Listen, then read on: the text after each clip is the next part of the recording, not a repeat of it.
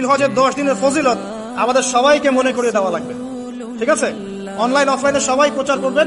এই 10 দিন নেক আমলের জন্য একটা উৎসবের উপহার আল্লাহর পক্ষ থেকে। এই 10টা দিন যেন আমরা আল্লাহর পক্ষ থেকে এই উপহারকে কাজে লাগাই, বেশি বেশি নেক আমল করি, পরকালকে গুছিয়ে নেই।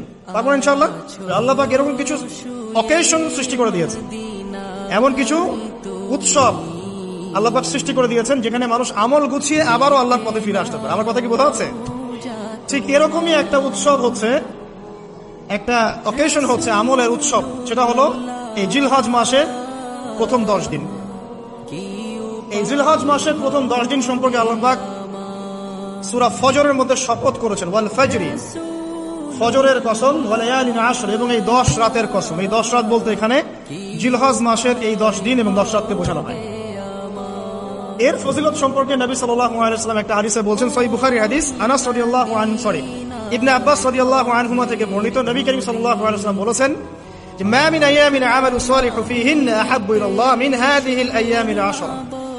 আল্লাহ পাকের কাছে এই 10 দিন অর্থাৎ জিলহজ মাসের প্রথম 10 দিনের নেক আমল যত বেশি প্রিয়, আল্লাহর কাছে জিলহজ মাসের